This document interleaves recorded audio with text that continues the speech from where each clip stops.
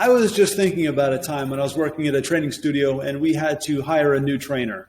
So we interviewed 5 different candidates. I want to tell you about each one and let you guess which one we hired. Let's see. The first one was a graduate student in exercise physiology and knew a lot about injuries and how the body moves.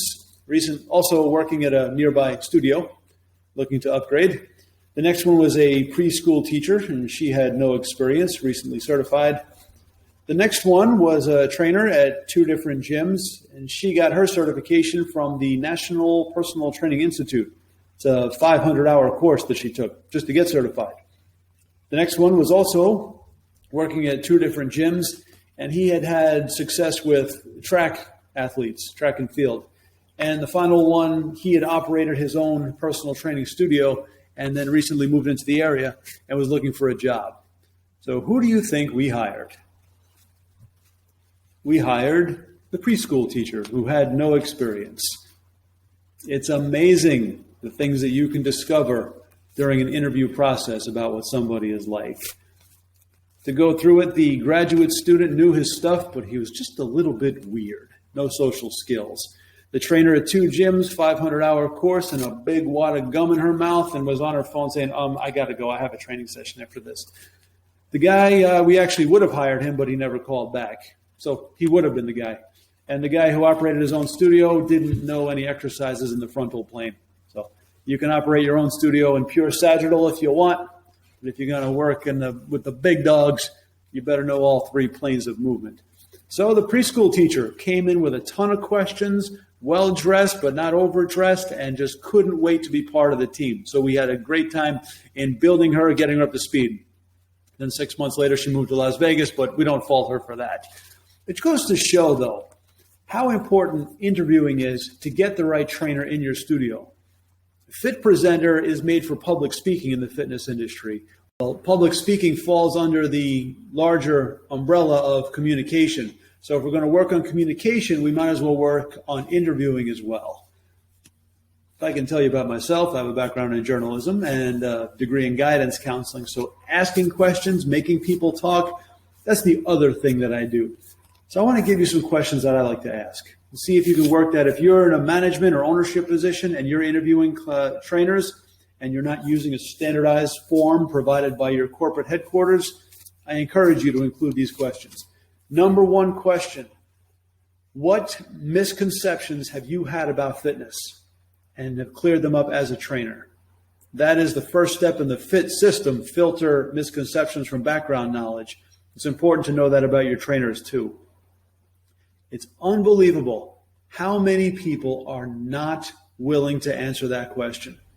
Me, I have a ton of answers. I'll give you one simple one. I used to believe that golf was a zero-impact sport. It's a light stick. It's a small ball. How bad can it be? But it does a beating on the body. I'm not a golfer. I wouldn't know. I didn't know until I saw my clients limping into the gyms. What happened? Golf. Oh, it changes the perception. I also used to believe that your typical client was the extreme before and after client that you saw on TV. Sure, those clients do happen, but typically success is on the margins. I didn't know that. I'm willing to share that with you. I'm willing to share that with an audience. I'm willing to share that with an employer. Should I be interviewed as a trainer again? It's unbelievable how people do not want to own up to that. Other questions I ask are, tell me about one really good experience you had with a client and tell me about one really bad experience you've had with a client. Again, show me the modesty that not every client works out great. And also tell me about the success that somebody had. I want to see the enthusiasm of how it felt to get that client. Not just, well, this is how many pull-ups they do. This is how many push-ups they do, thanks to my system. I want to know about how you relate to the client. And the other most important thing that I always ask is people's opinions. I don't care for political opinions, well, unless they're mine, but I do want to hear people's professional opinions. Professional opinions mean you have the power of critical thinking, which is far more important than how many chapters you can recite. It also helps you relate to clients. It shows you're thinking and ready to adapt to the new things that happen in the industry as well. Now, I want to tell you about an experience that I had being interviewed in a gym. And this interview is the reason why I live in Peru now. I already had reasons to be here. I had my international certification to teach English, and I had my Peruvian wife. So I already had motivation to come to Peru. But the last straw was this job interview at a small box gym. I got the interview on a Sunday, and so I looked on their Facebook page to find out what they were all about. I saw this one picture that said, it's most likely I'm not going to work with these people. It was a picture of a woman bending over. They took a picture of her butt in spandex and put it on their Facebook page.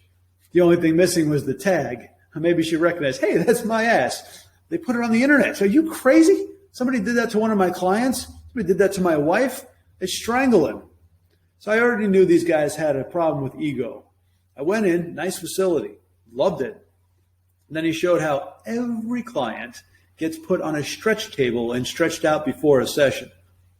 As long as we're talking about opinions, my opinion is you do static stretching at the end of a routine, not at the beginning. If you lay me on a table and stretch me, the only exercise I'm ready for is sleep. So my reaction was, oh, really?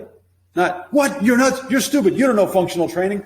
But I guess my reaction was enough to show that I didn't approve. Then we sit down for the interview. How many questions did they ask? Somewhere around 0.